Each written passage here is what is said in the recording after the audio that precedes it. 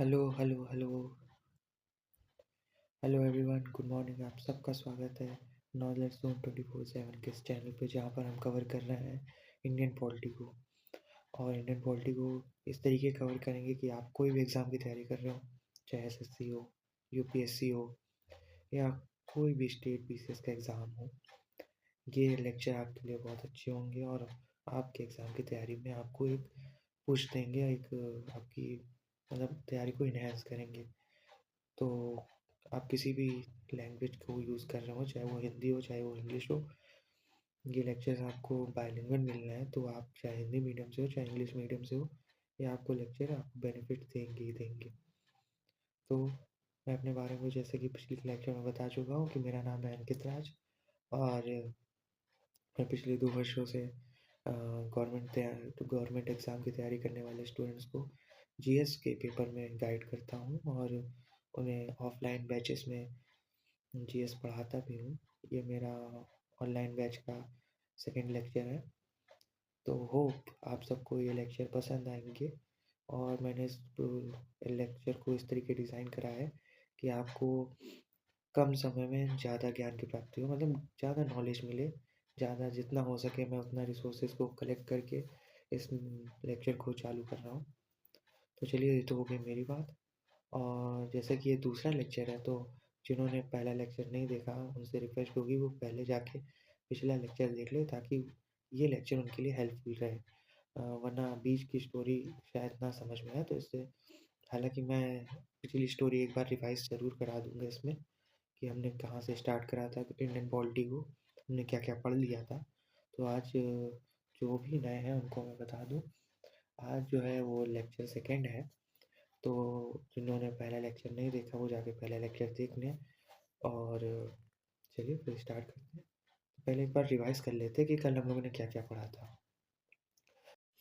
हाँ, तो जैसे कि हमने पिछले लेक्चर में देखा कि एक कंपनी जिसका नाम ईस्ट इंडिया कंपनी थी, वो यूरोप से निकलती है अराउंड 600, और वो स्पाइसेस, टी और भारत की जीडीपी को देखते हुए भारत में एंटर करती है और एंटर करके वो भारत में एक रॉयल चार्टर के तहत आती है। यानी कि वहाँ की जो ब्रिटेन की गवर्नमेंट थी, जहाँ से ईस्ट इंडिया कंपनी निकलती है, वहाँ की जो रानी थी, रानी साहिबा ने उन्हें एक रॉयल चार्टर दिया हुआ था। रॉयल चार्टर क्या होता है? इस रॉयल चार्टर के तहत उन्हें एक मोनोपोली मिली हुई थी। यानी कि वो उनको हर एक ट्रेड में मोनोपोली थी। मोनोपोली का अर्थ ये है कि वो किसी भी राज्य में जाके अकेले ही व्यापार करेंगे वो, मतलब और कोई दूसरी कंपनी आके उनका कंपटीशन नहीं बनेगी, कि मतलब अगर वो आ रही है तो दूसरी कंपनी आके वो कंपटीशन को क्रिएट करे उनके लिए, या कोई राइवलरी हो इकोनॉमी में। तो मतलब ट्रेड में राइवलरी जैसे कहते हैं कि दूसरी कंपनी किसी को, मतलब एक ही कंपनी डोमिनेट करेगी उस पूरे कंट्री के, और जितना भी प्रॉफिट होगा वो अकेले ही खाएगी टकरेगी, जिससे बात कर सकते हैं। ये कंपनी हिंदुस्तान आई क्यों थी एक्चुअली?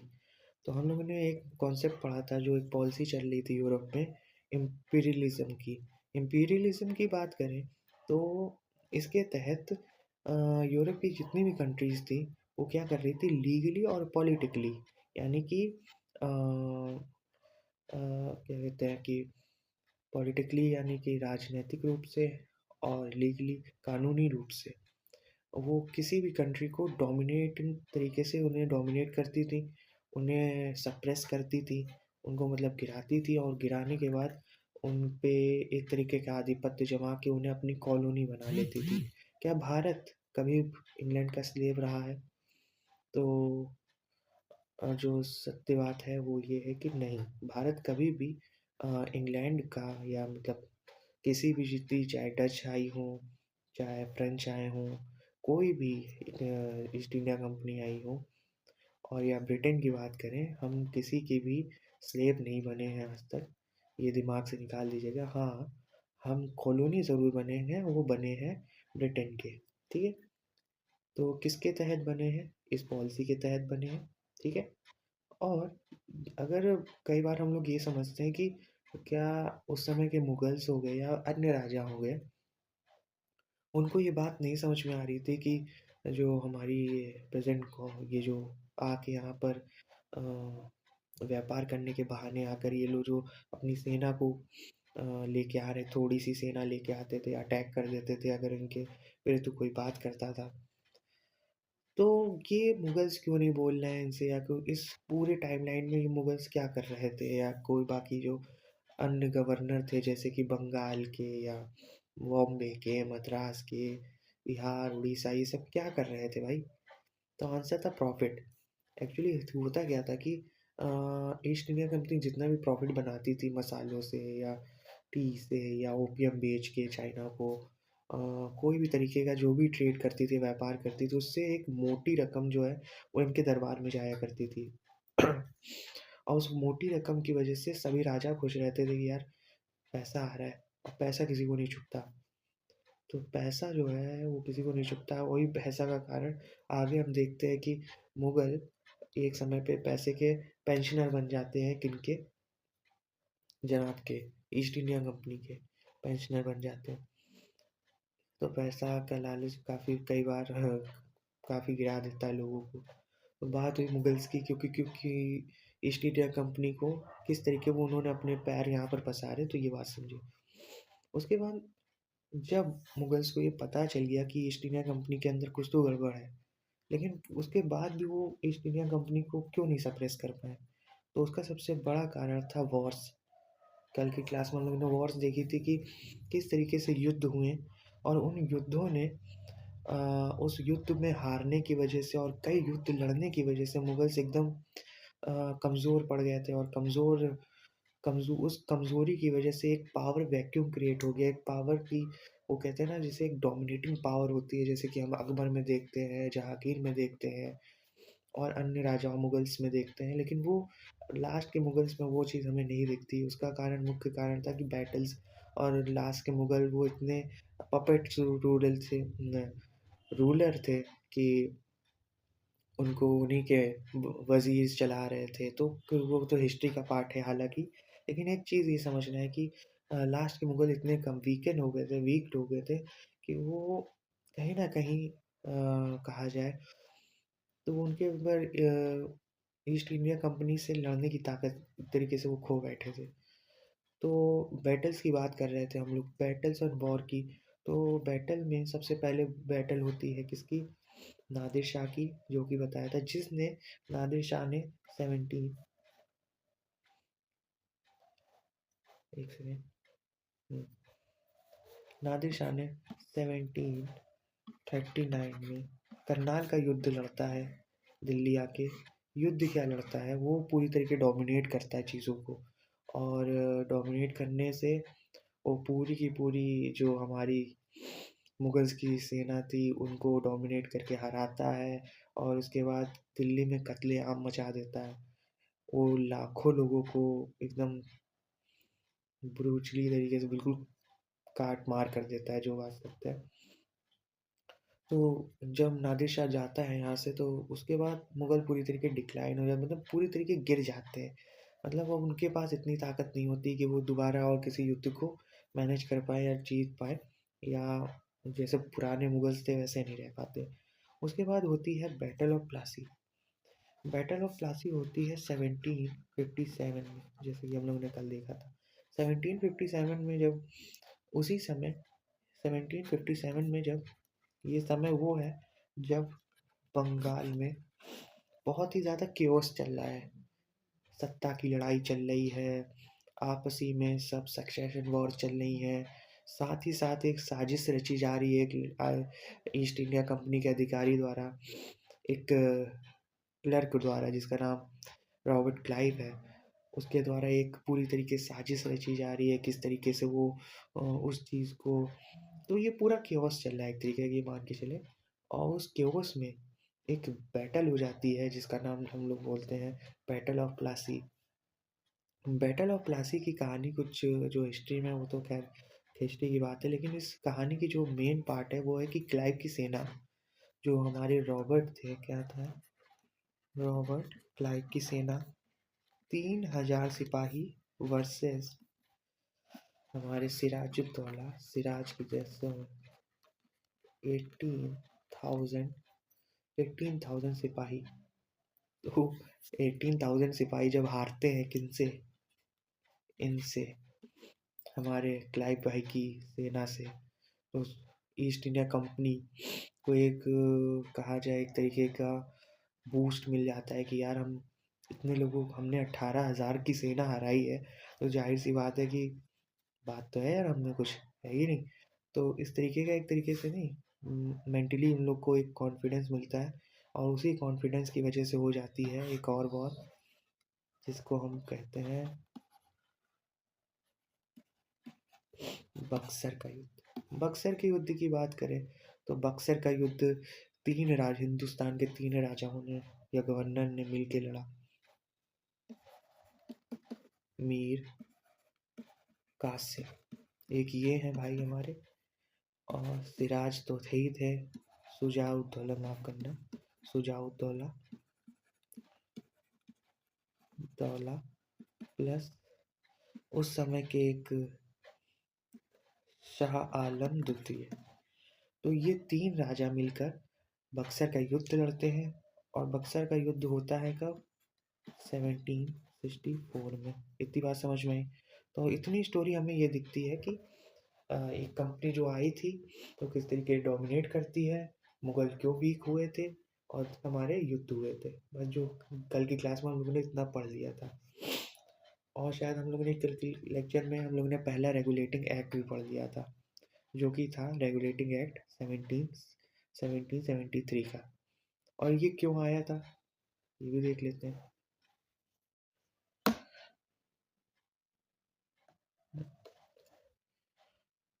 तो हम लोग बात कर रहे थे रेगुलेटिंग एक्ट्स की। तो रेगुलेटिंग एक्ट जो है वो रिवाइज होते रहे हैं अपने अपने टाइम पे। रेगुलेटिंग एक्ट जो रिवाइज हुए हैं वो क्यों हुए हैं, उसका मुख्य कारण था कि कहीं ना कहीं ब्रिटिश गवर्नमेंट, और ऐसा हुआ कि रेगुलेटिंग लाए क्यों है। रेगुलेटिंग एक्ट सबसे पहली स्टोरी जो हम लोग ने ये देखी थी कि रेगुलेटिंग एक्ट आए, बट आए क्यों है। तो उसका सबसे मुख्य कारण क्या था कि जैसे कि हम लोग ने देखा था कि जो हमारी ईस्ट इंडिया कंपनी थी उसने जब बक्सर का युद्ध लड़ा, तो बक्सर के युद्ध ने उन्हें जो चीज़ मिली वो थी दीवानी राइट्स। कहाँ के, बिहार, बंगाल और उड़ीसा के, यानी कि उन्हें टैक्स कलेक्टिंग पावर मिल गई थी।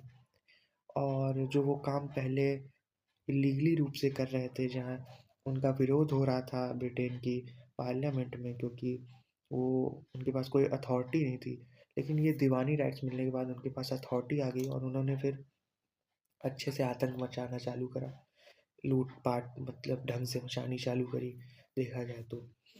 तो अगर हम बात करें रेगुलेटिंग एक्ट्स की, तो वो कहीं न कहीं ब्रिटिश पार्लियामेंट या फिर हम बोले क्वीन ने, वहाँ की जो रानी थी, उन्होंने इसीलिए रेगुलेटिंग एक्ट पास करा। वो चाहती थी कहीं न कहीं कि वो इस कंपनी को कंट्रोल करे और रेगुलेट करे। इसकी पावर का स्विच जो है, जो एक वॉल्यूम है इनके पावर का, जो बढ़ा हुआ है, काफ़ी आतंक मचा रहा है, उसको थोड़ा-सा स्लो डाउन कर दे, और अगर ज़रूरत पड़ी तो आने वाले समय में पूरी तरीके से डिस्ट्रॉय कर दे। तो इतनी कहानी हमें समझ में आई थी, ठीक है? रेगुलेटिंग एक्ट पास करने का जो मुख्य कारण जो था, वो एक ये था कि कंपनी के पास इतना पैसा आने के बावजूद, बक्सर का युद्ध जीतने के बाद, 3 राज्यों के दीवानी राइट्स पाने के बाद भी कंपनी लॉस में जा रही थी। कंपनी में जो प्रॉफिट हो रहा था वो सारा का सारा कंपनी के अधिकारी जैसे क्लाइव जैसे लोगों के पास जा रहा था, रॉबर्ट क्लाइव जैसे लोगों के पास और बाकी अन्य अधिकारियों के पास। तभी रॉबर्ट क्लाइव ने अपना अमेरिका में एक बंगलो बनाया, जाके अपना एक बंगला बनाया, और न जाने कितनी प्रॉपर्टी क्रिएट करी उससे। और यही कारण है कि फिर बाद में क्लाइव को वहाँ की गवर्नमेंट पकड़ती है, उसके ऊपर करप्शन के चार्जेस लगते हैं, वो काफ़ी लंबे समय तक चलते हैं, और क्लाइव बाद में सुसाइड कर लेता है। तो कहीं न कहीं बात ये समझ में आती है कि कंपनी में करप्शन बहुत ज़्यादा हाई हो चुका था, और वो करप्शन मतलब कंपनी पैसा कमा रही थी, गवर्नमेंट को दिखा नहीं रही थी। गवर्नमेंट को दिखा रही, भैया हम तो जो है कंपनी नहीं कमा रही थी, कंपनी के एम्प्लॉय कमा रहे थे, और गवर्नमेंट दिखा रही थी, भैया हम तो कंगाल हो गए। और सही में कंपनी कंगाल चल रही थी। कंपनी के ऊपर करीब-करीब 1 मिलियन पाउंड का कर्जा हो चुका था, और यही 1 मिलियन पाउंड माँगने जाती है किसके पास? ब्रिटेन की गवर्नमेंट के पास। तो उस समय के जो प्राइम मिनिस्टर थे, लॉर्ड नॉर्थ जिनका नाम था प्राइम मिनिस्टर, उन्होंने फिर क्या करा, 18 में 1773 में एक रेगुलेटिंग एक्ट पास करा, इसलिए कि अगर हम तुमको 1 मिलियन पाउंड यानी कि 10 लाख पाउंड रुपए दे रहे हैं, तो भाई साहब आपको कुछ ना कुछ हमें भी तो देना पड़ेगा। तो वो जो कुछ ना कुछ था वो थी तुम्हारी पावर जो तुम्हें रेगुलेट करने के लिए हम लोग यूज़ करेंगे। तो रेगुलेटिंग एक्ट की ये कहानी थी। अब रही बात रेगुलेटिंग एक्ट में क्या क्या थे, तो हमने कल, याद होगा आपको, 4 चीज़ें बताई थी। अगर आपको ये डीपली पढ़ना है तो पिछली क्लास में एक बार जाके याद से पढ़ लो जाके, ठीक है। उसके बाद फिर ये छोटा सा एक रिवीजन दे रहे हैं हम आपको कि रेगुलेटिंग एक्ट की जो चीज़ें थी वो क्या थी। वो थी, सबसे पहला पॉइंट था कि जो बॉम्बे, मद्रास और बंगाल 3 राज्य थे, उन 3 राज्यों में मुंबई जो हमारा बॉम्बे था और मद्रास की लेजिस्लेटिव पावर जो है वो किसको दे दी गई थी, वो बंगाल के गवर्नर को दे दी गई थी। और जो बंगाल का गवर्नर था, अब वो कहलाने लगा था गवर्नर जनरल ऑफ बंगाल, मतलब उसके वर्ड में गवर्नर के साथ जनरल फिट हो गया था। और पहला गवर्नर जनरल जिसे बनाया जाता है उस व्यक्ति का नाम था वॉरेन हेस्टिंग। इतनी बात समझ में आई। उसके बाद तीसरा पॉइंट जो आया था, वो तीसरा पॉइंट ये आया था कि इस समय कलकत्ता के फोर्ट विलियम में सुप्रीम कोर्ट बन रहा है हमारा पहला। तो पहला सुप्रीम कोर्ट हमारा कहाँ आया है, कलकत्ता में, फोर्ट विलियम में। और इसके जो इसमें 4 जजेस थे, ठीक है, इसके 4 मेंबर थे। और जो लास्ट पॉइंट था कि वो कंपनी किसी से भी अब ब्राइब, गिफ्ट और किसी भी तरीके का पर्सनल ट्रेड नहीं कर सकती। तो इतनी स्टोरी हम लोग ने कल देख ली थी। ओके, तो आज हम नई स्टोरी चालू करते हैं। चलिए अब चालू करते हैं आज की स्टोरी। तो आज की स्टोरी की अगर हम बात करें तो सबसे पहले हमें एग्जीक्यूटिव और लेजिस्लेटिव को समझना पड़ेगा क्या है ये। इसलिए हमें समझना पड़ेगा क्योंकि इस टॉपिक को हमें प्रॉपरली अलग से इसलिए समझना पड़ रहा है क्योंकि जो आगे आने वाले लेक्चर्स हैं उसमें यही वर्ड आपको पूरी पूरी पॉलिटी इन्हीं वर्ड्स पे आधारित है। और पूरी पार्लियामेंट्री डेमोक्रेसी इस पे आधारित है। यानी कि हमारी जो संसद है, संसद का जो लोकतंत्र है वो इसी पे आधारित है। तो बात समझ में आई? चलिए इसके देखते हैं क्या है। एक ब्लैंक पेपर ले लेते हैं।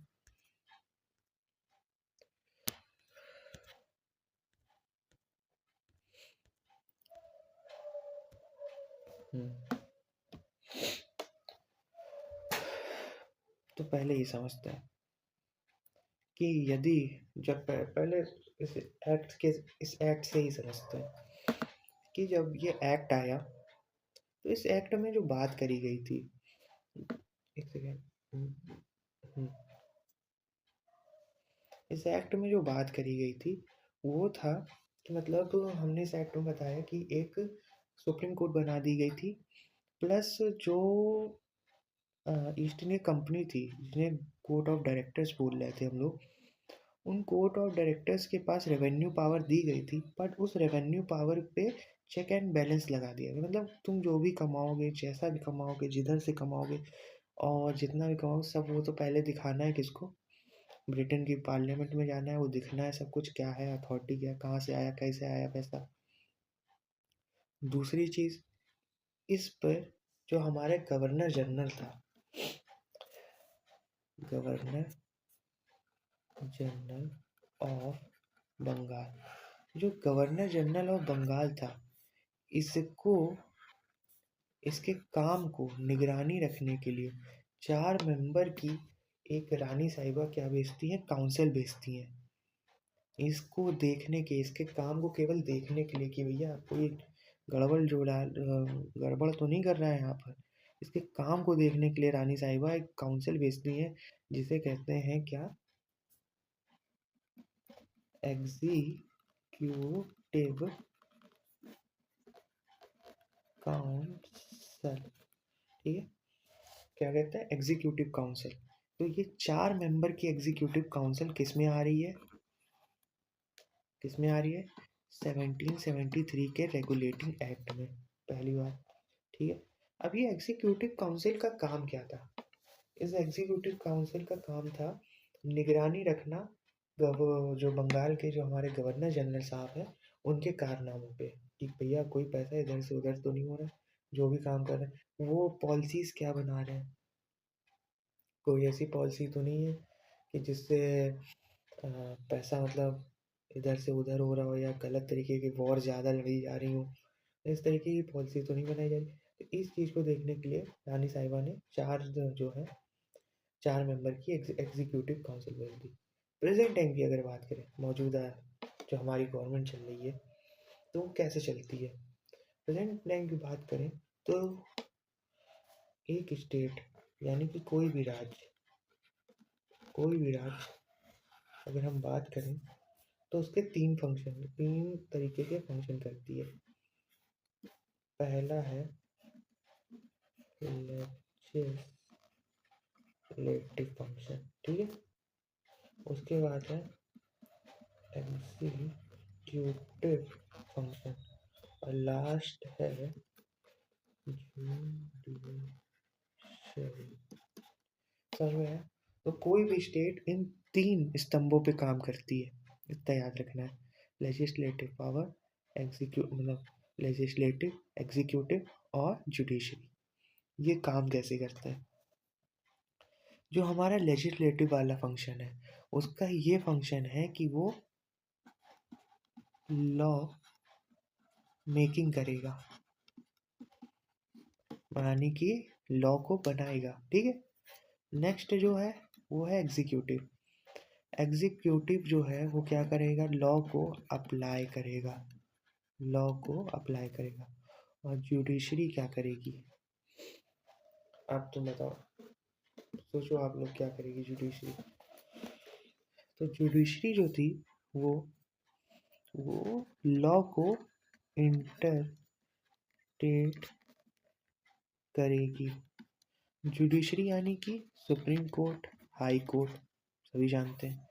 एग्जीक्यूटिव क्या होता है? एग्जीक्यूटिव देश का प्रधानमंत्री, मिनिस्टर्स हमारे, है ना, मिनिस्टर्स हो गए, या फिर ब्यूरोक्रेसी जो हो गई, यानी कि आईएएस आईपीएस ऑफिसर्स।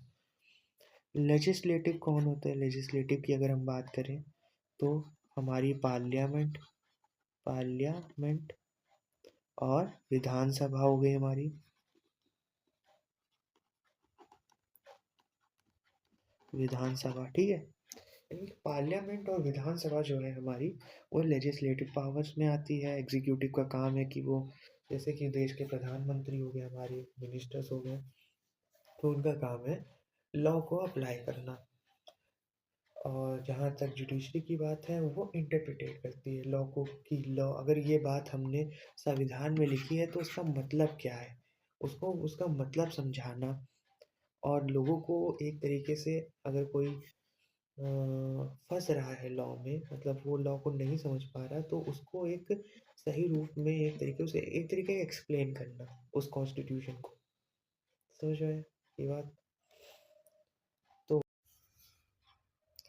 तो हमने ये बात समझ ली कि स्टेट के 3 फंक्शन है, ठीक है। लेजिस्लेटिव, एग्जीक्यूटिव और जुडिशरी। लेजिस्लेटिव का काम है लॉ को बनाना, कानून को बनाना। एग्जीक्यूटिव का काम है कानून को अप्लाई करना, मतलब लागू करना। कोई भी पॉलिसीज आ रही हैं या कोई भी लोगों के लिए एक बेनिफिशियली पॉलिसी हो, या किसी तरीके का कोई क्राइम को रोकना हो, जैसे हमारी पुलिस करती है, वो सब चीज़ें का काम जो है लॉ पे आधारित कामों को अप्लाई करने का काम वो किसके पास है? एग्जीक्यूटिव के पास है।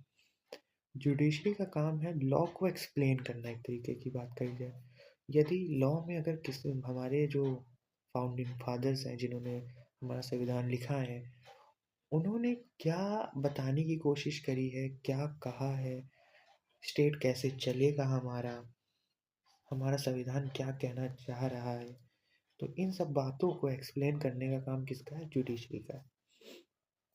इतनी बात समझ में आई? तो जब हम यहाँ पर देख रहे हैं, कहाँ पर? 1773 में किसकी गवर्नमेंट में?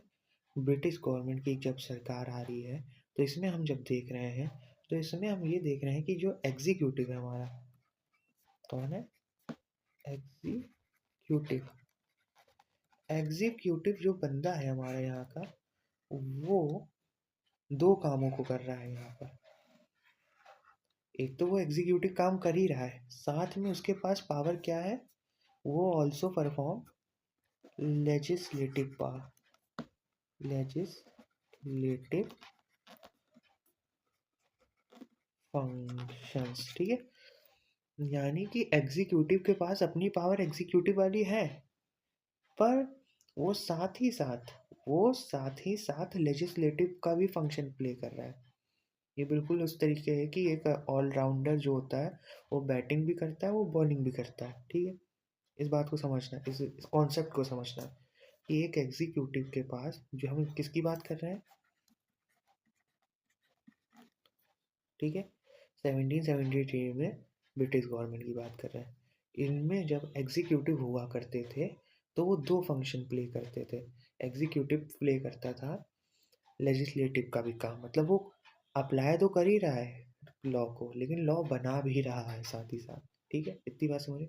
बट अभी का देखो, प्रेजेंट इंडिया की बात करें अगर हम, तो जो हमारे मोदी साहब हैं, पीएम हमारे, वो क्या करते हैं, उनकी वो एग्जीक्यूटिव भी हैं, ठीक है।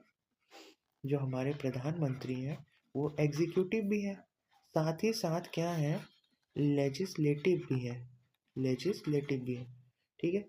लेजिस्लेटिव कैसे है, ये बात समझो, लेजिस्लेटिव कैसे हैं, उनको, वो पार्लियामेंट में सांसद है, ठीक है ना, वो, उनको जनता चुन रही है, तो उनके पास पावर किस चीज़ की है, लेजिस्लेटिव पावर।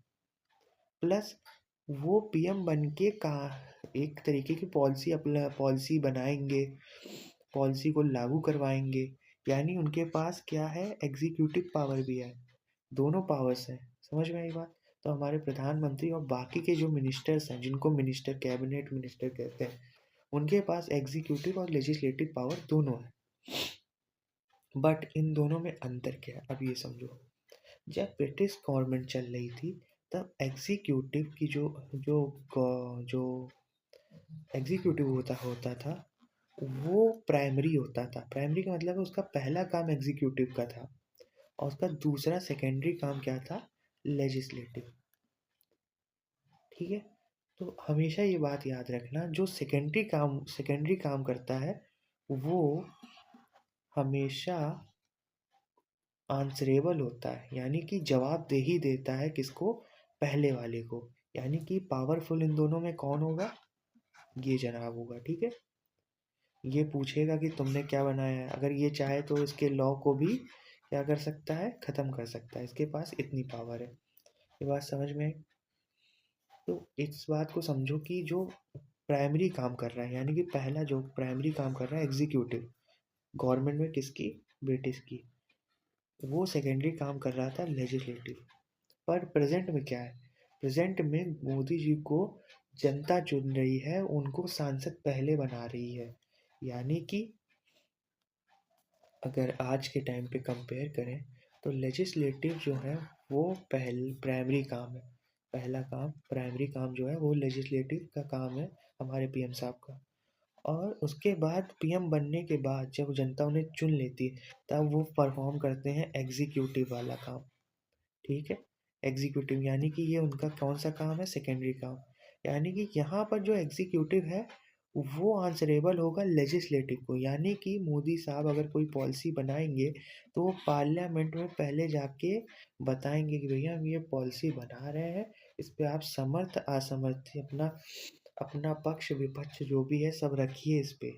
अगर अगर उन्हें मेजॉरिटी मिलेगी तो वो पॉलिसी पास होगी, अगर वो मेजॉरिटी नहीं मिलेगी तो वो पॉलिसी कैंसिल हो जाएगी। बट इस केस में, ये वाले केस में, जो ये वाला केस है, इस केस में एग्जीक्यूटिव लेजिस्लेटिव के ऊपर है। तो यदि एग्जीक्यूटिव चाहे अप्लाई करना किसी पॉलिसी को, तो उसे लेजिस्लेटिव की ज़रूरत ही नहीं पड़ेगी। तो ये जो गवर्नमेंट है, ये हमारी ये वाली गवर्नमेंट कौन सी, एग्जीक्यूटिव वाली, जिसमें ब्रिटिश वाली, उसमें हम कहीं ना कहीं ये चीज़ समझ पा रहे हैं कि ये गवर्नमेंट इंसान की भलाई के लिए काम नहीं कर पाएगी। कारण कारण ये है कि एग्जीक्यूटिव के पास अगर पावर ज़्यादा आएगी तो वो जनता की बात नहीं सुनेगा। लेजिस्लेटिव कौन है? जो जनता से चुन के आ रहा है ना, जनता जिसे चुन रही है डेमोक्रेसी में, जनता जिसे चुन के अपना प्रतिनिधित्व बनवा रही है। हर 5 साल में हम सरकार क्यों चेंज करते हैं कि अगर हमें वो बंदा पिछला बंदा काम सही नहीं कर रहा है तो हम चेंज करते हैं, दूसरे बंदे को लाते हैं। लेजिस्लेटिव का ये है। एग्जीक्यूटिव को तो एक बार हम लोग आईएएस ऑफिसर बना देते हैं या आईपीएस ऑफिसर बना देते हैं। उन जना वो तो भाई साहब बन गया ना 60 साल के लिए, है ना? अपनी 60 साल की उम्र तक तो चलेगा, काम करेगा। तो इसीलिए अभी के जो अगर एक हेल्दी गवर्नमेंट हमें चाहिए तो एक लाइन हमेशा याद रखना है इसके लिए कि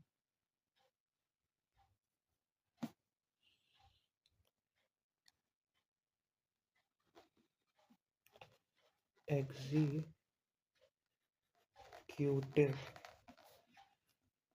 इज रिस्पॉन्सिबल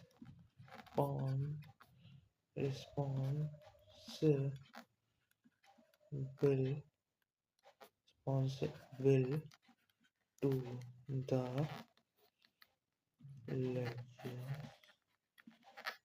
legislative responsible और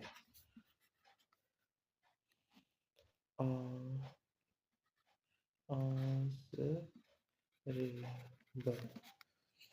यानी कि कोई भी एग्जीक्यूटिव है जो अगर एक हेल्दी गवर्नमेंट चाहिए हमें तो वहाँ का जो एग्जीक्यूटिव है हमेशा ही आंसरेबल और रिस्पॉन्सिबिलिटी रहेगी उसे आंसरेबल रहने की। किसके लिए? लेजिस्लेटिव के लिए।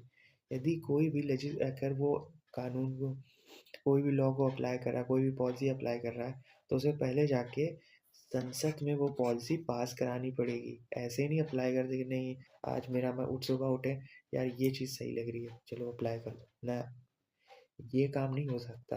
एग्जीक्यूटिव के पास ये नहीं कि सुबह सुबह मोदी जी उठे कह रहे हैं हमको तो ये काम करना चाहिए, या इससे पहले भी कोई भी जो हमारे प्रधानमंत्री रह चुके हैं वो सुबह सुबह उठे यार आज हमें ये चीज़ अच्छी लग रही चलो ये नहीं। पार्लियामेंट्री डेमोक्रेसी का अर्थ यही है कि एक हेल्दी गवर्नमेंट की जो एक गुड गवर्नमेंट जिसे कहते हैं उसकी जो हमारा भारत का इतिहास चला आ रहा है हमारे आज़ादी के बाद से, उसका काम क्या है? हमने क्यों ऐसी सरकार चुनी है कि अगर हमारा जो हेड है, जो हमारा हमारा जो मुखिया है जो चीज़ों को अप्लाई करेगा हमारे ऊपर, वो पहले हमारी बात सुनेगा।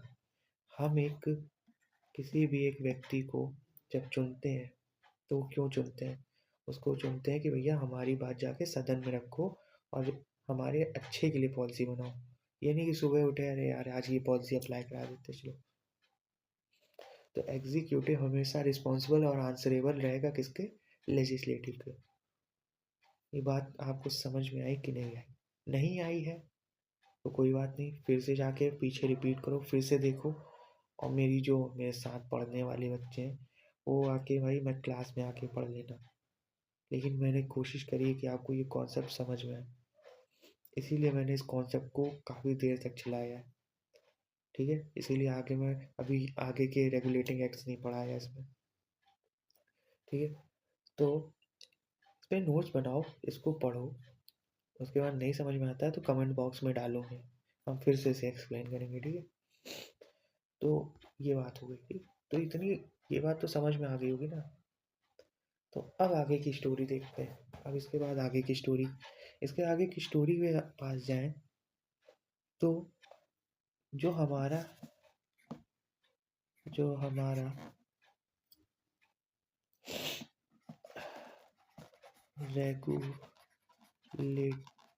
रेगुलेटिंग एक्ट 773 था वो क्या पास हुआ या फेल्ड? तो क्या हुआ, वो फेल्ड हो गया। क्यों फेल्ड हुआ? उसके मुख्य कारण क्या थे? इस पॉलिसी में जो इस एक्ट में जो सबसे बड़ी कमजोरी थी वो थी जो गवर्नर जनरल ऑफ बंगाल था, और उसको ये तो बोल दिया गया कि उसके पास थोड़ी थोड़ी पावर जा रही है।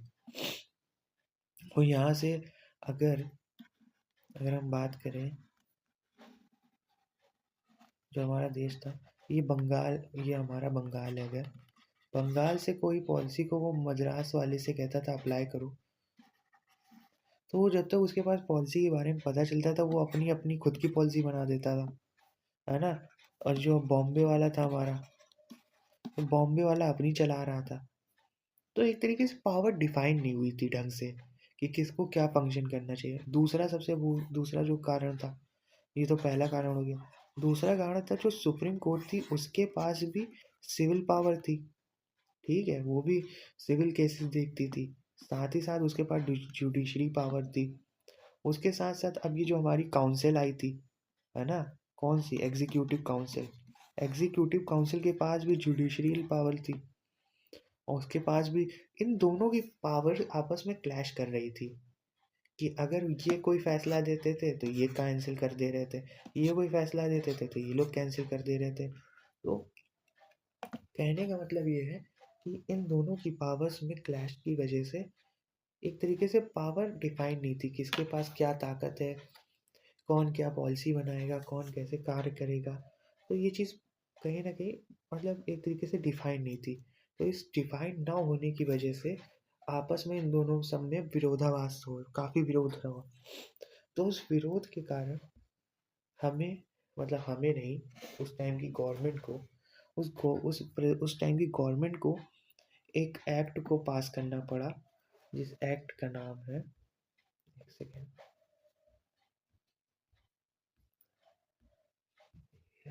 एक्ट, ये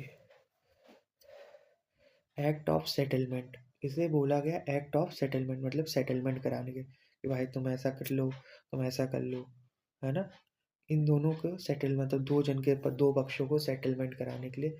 और इसे साथ ही साथ और क्या नाम दिया गया, इस एक्ट को साथ ही साथ बोला गया अमेंडमेंट, अमेंडिंग एक्ट ऑफ 1781, ठीक है, क्या बोला गया,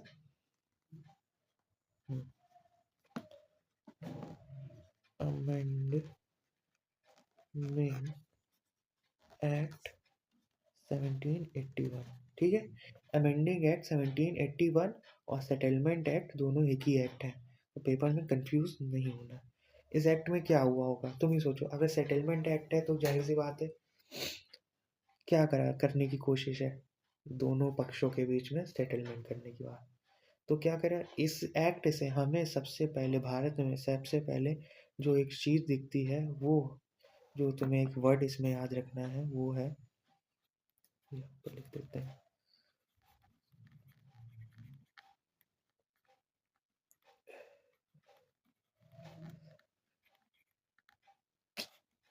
ये पेन नहीं चल रहा है।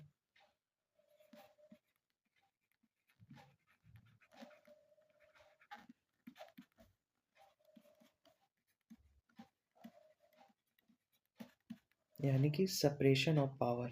जो हमें सबसे पहली चीज़ इसमें दिखी वो क्या दिखी, सेपरेशन ऑफ पावर। यानी कि दोनों, दो पावर्स में, आपस में उन दोनों की पावर्स को डिवाइड करने की कोशिश करी गई, ठीक है। ये देखो, जो हमारा ऊपर ये गवर्नर जनरल की पावर थी, गवर्नर जनरल की जो काउंसिल थी, और जो जुडिशरी पावर थी, जो सुप्रीम कोर्ट थी, वो उन दोनों के बीच में काफ़ी क्लैश चल रहा था। उन दोनों की पावर्स को कहीं ना कहीं सुप्रीम कोर्ट चाहती थी हमारा जो जजमेंट है उसको पलटा ना जाए, लेकिन गवर्नर जनरल उस चीज़ों को पलट देता था। कंपनी क्या सोच रही थी कि यार, कंपनी का मेन देखो, मेन कंपनी जो है वो क्या खुश थी, नहीं थी। कारण क्या था, कंपनी का ना खुश होने का सबसे बड़ा कारण था कि ये सेटलमेंट क्यों कराया जा रहा है, ये बार बार रेगुलेटिंग एक्ट फेल क्यों हो रहे थे। इसका सबसे बड़ा कारण था, कंपनी ने कहा कि 200 साल, करीब हम 1600 में आए हैं, और 1600, अभी तो 200 साल की बात अलग हो गई। कंपनी का मतलब था कि जब से हम आए हैं 1600, और ये करीब 1781 की, मतलब करीब करीब 200 साल की बात हो रही है। तो हम 200 साल से यार घस के हमने यहाँ अपना एम्पायर बिल्ड करा। अब यहाँ की गवर्नमेंट आके हमसे सब कुछ छीन ले रही है यार, हमसे सारी अथॉरिटी छीन ले रही है, हमसे सारी ताकत छीन ले रही है, हम तो नहीं मानेंगे। तो ये जितना भी ये एक्ट देख रहे हो, इसको पॉज करके पूरा एक्ट पढ़ लेना, ठीक है? इसको पॉज करके कोई बार यहाँ पर पॉज करना और पूरी एक एक लाइन पढ़ना, ठीक है?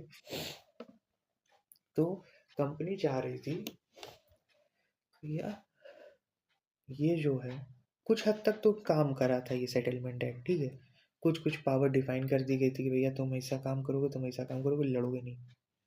और हम जो क्वीन थी, है ना, जो वहाँ की जो क्वीन थी, वो उनका डिसाइड कर लिया था कि अब कंपनी करना है ख़त्म, भैया अब कंपनी कर देना है ख़त्म, अब हम चलाएंगे अपना राज, ठीक है? तो इसी वजह से कंपनी जो थी वो अपने अपने हिस्से को नहीं छोड़ रही थी। उसका मतलब था कि यार हमने 200 साल अपनी घसी है, तो अब हमको करना है राज, ठीक है?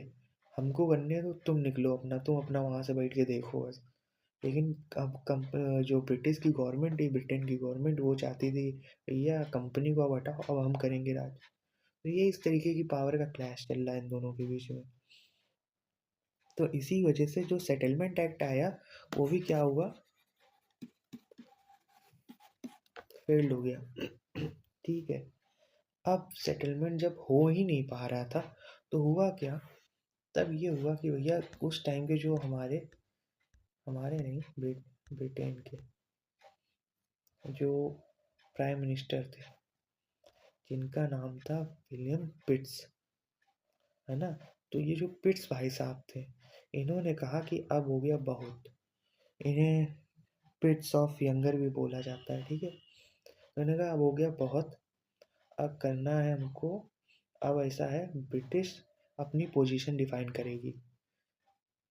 इस बात को समझना है कि अब जो ब्रिटेन की सरकार है, अब उसकी पोजीशन होगी। अब वो पोजीशन क्या है, जितनी भी लैंड,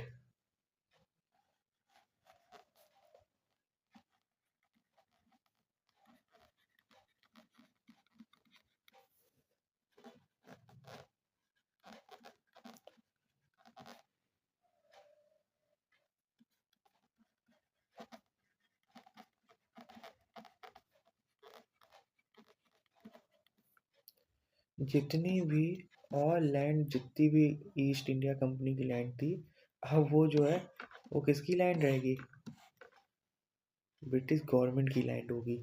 मतलब जितना भी तुमने कब्जा करा भैया, अब वो तुम ये मत सोचो कि वो तुम्हारी जगह है, वो हमारी जगह है। क्यों? क्योंकि हमने तुम्हें चार्टर दिया था ना, हमने तुमको अधिकार दिया था कि तुम जाके वहाँ पर जो है अपना व्यापार करो ना, तुम व्यापारी हो ना, व्यापारिक तरीके रहो, राज्य पाट करने की ताकत हमारे पास रहने दो। बात समझ में? तो जितनी भी, तो इसमें सबसे पहला वर्ड जो याद रखना है, उसको याद रखना है क्या,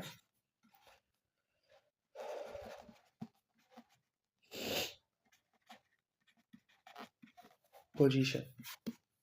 पहला शब्द पोजीशन का अर्थ है कि जितनी भी लैंड थी, जितनी भी वहाँ की ईस्ट इंडिया कंपनी ने कैप्चर करी थी चीज़ों को, अब वो सारी चीज़ें किसके हत्थे आएंगी, इन भाई साहब के हत्थे आ जाएंगी, ठीक है? इसको नीचे कर देते हैं,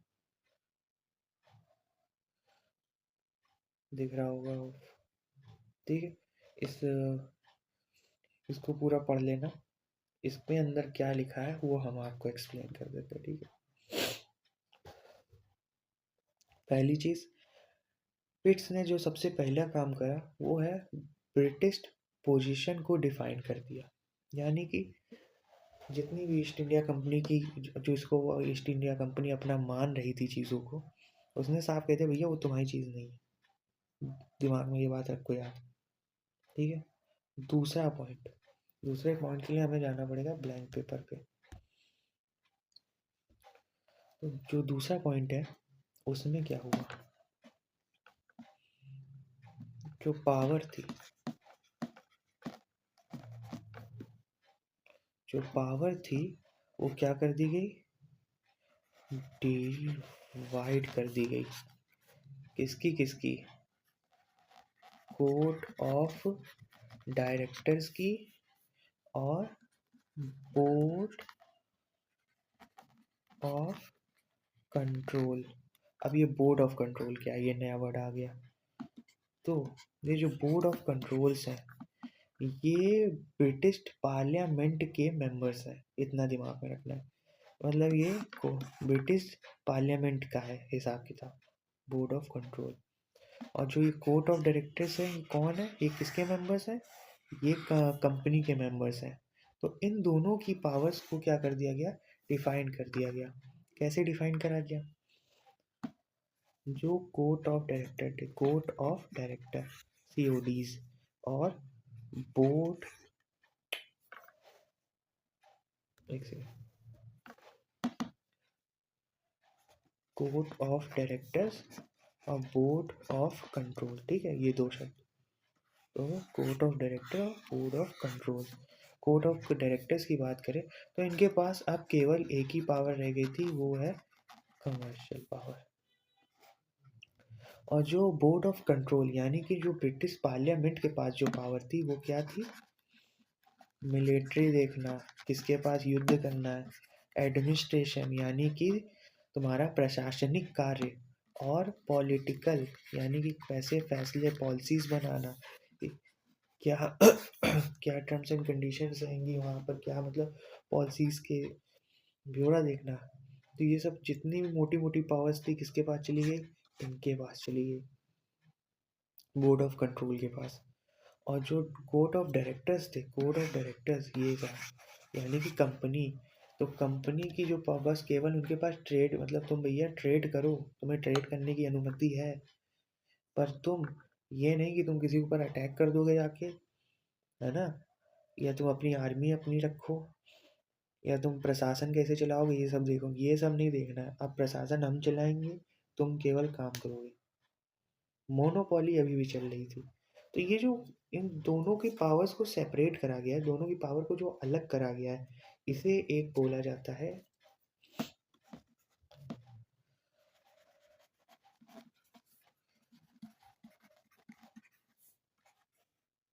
डबल गवर्नमेंट।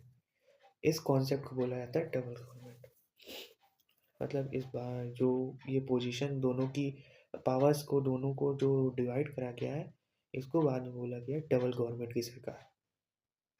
यानी कि एक के पास है कमर्शियल पावर और एक के पास है एग्जीक्यूटिव और लेजिस्लेटिव पावर, जो कि बोर्ड ऑफ कंट्रोल यूज कर रही थी, कमर्शियल पावर। लेकिन क्या, अब इसके बाद से जब ब्रिटिश ने ये बोल दिया कि भैया हमारी पोजीशन ये रहेगी, जो तुम्हारी लैंड तुमने जो भी कैप्चर करी सब हमारी है, तो ये बात समझ में आ गई कि कंपनी अब जो है सप्रेशन में आ गई है। अब सब ऑर्डिनेट हो गई है किसके, गवर्नमेंट के। कौन सी गवर्नमेंट के, ब्रिटिश गवर्नमेंट के। बात समझ में आ रही है। यानी कि जो कंपनी जो यहाँ पर हुक्म चला रही थी, अब वो हुक्म नहीं चला सकती। क्यों, क्यों नहीं चला सकती, क्योंकि अब सारी पावर किसके हाथ में आ रही है धीरे धीरे, ब्रिटिश गवर्नमेंट की। बात समझ में आई। तो अब हमें पिट्स एक्ट से हमें जो सबसे मेन पॉइंट्स निकले, पहला जो पॉइंट निकला वो था कि पोजीशन वाला, पोजीशन। दूसरी जो बात निकली वो निकली डबल गवर्नमेंट की, है ना। डबल गवर्नमेंट यानी कि क्या चीज़, कोर्ट ऑफ डायरेक्टर्स और बोर्ड ऑफ कंट्रोल। ये शब्द याद हमारे मुंह से निकला है तो नोट्स में होना चाहिए। बोर्ड ऑफ कंट्रोल कौन है, ब्रिटिश पार्लियामेंट, और कोर्ट ऑफ डायरेक्टर कंपनी के लोग, ठीक है। बोर्ड ऑफ मेंबर, उसमें मेंबर कौन होंगे, बोर्ड ऑफ कंट्रोल में मेंबर होंगे ब्रिटिश पार्लियामेंट के, और कोर्ट ऑफ डायरेक्टर में कंपनी के मेंबर। बोर्ड ऑफ कंट्रोल के पास पावर्स थी मिलिट्री, एडमिनिस्ट्रेशन, पॉलिटिकल, यानी कि सैन्य हमारी शक्तियाँ, उनकी सैन्य शक्तियाँ, प्रशासनिक और राजनैतिक ताकतें बोर्ड ऑफ कंट्रोल के पास थी। और ट्रेड, व्यापार की शक्तियाँ जो थी, मतलब व्यापार कैसे करना है, पैसा कौड़ी कमाना कैसे, फलाना ठिकाना, सब पावर किसके पास थी, कोर्ट ऑफ डायरेक्टर्स के पास। तो पैसा कमाओ पर दिखाओ। लेकिन कोर्ट ऑफ डायरेक्टर के ऊपर क्या लगे हुए थे, एग्जीक्यूटिव काउंसिल लगी हुई थी 4 मेंबर्स की, याद होगी, जो क्या देख रही थी, उनके ऊपर नज़र रखी हुई थी कि कहाँ पैसा जा रहा है, भैया दिखाओ इधर। बात समझ में आई? तो इसमें अब ये 2 चीज़ के बाद भी क्या मोनोपोली यानी केवल भारत पे अभी ईस्ट इंडिया कंपनी ही व्यापार करेगी पिट्स एक्ट के टाइम पे? जी हाँ, अभी भी मोनोपोली जो है वो स्टिल ऑन है, ठीक है। इसमें इतना याद रखना है कि कॉमर्स जो कॉमर्शियल का पावर थी वो कोड ऑफ डायरेक्टर के पास थी, commercial power code of director के पास थी। इस कारण अभी भी जो मोनोपोली है वो स्टिल ऑन, ठीक है, अभी भी चालू है। अब लास्ट बात,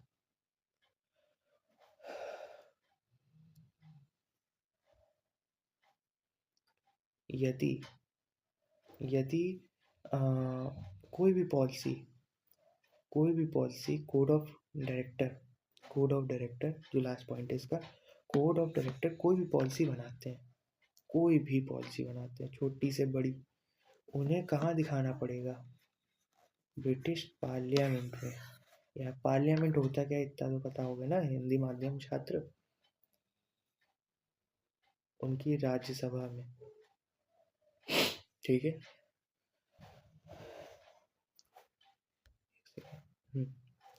तो ब्रिटिश पार्लियामेंट में, पता चले हम ब्रिटिश पार्लियामेंट कर रहे हैं, आधों के लेक्चर में कुछ समझ ही ना आए, इसीलिए हमने कहा एक बार डिफाइन कर दिया। ब्रिटिश पार्लियामेंट में अब कोड ऑफ डायरेक्टर कौन है? कंपनी के लोग कोई छोटी सी भी पॉलिसी बनाएंगे अपने लिए, उन्हें जाके पहले उसका इंट्रोडक्शन देना पड़ेगा, मतलब जैसे नहीं बिल पास कराना पड़ता है, वैसे बिल पास कराना पड़ेगा ब्रिटिश की पार्लियामेंट में। जब पास कराओगे तभी तुम यहाँ लागू कर पाओगे हिंदुस्तान पे, समझ रहे हो ये बात? हिंदुस्तान पे लागू तभी करा पाओगे जब तुम ये वहाँ पर इंट्रोड्यूस कराओगे। जब अगर वहाँ पसंद हुआ तो ही हिंदुस्तान में वो पॉलिसी लागू होगी, अदरवाइज वो काट दी जाएगी, ठीक है। पिट्स को याद करने का तरीका समझो। पिट्स की स्पेलिंग होती PITT, पिट्स एक्ट को। तो जो हमारा पी से क्या हमें याद करना है?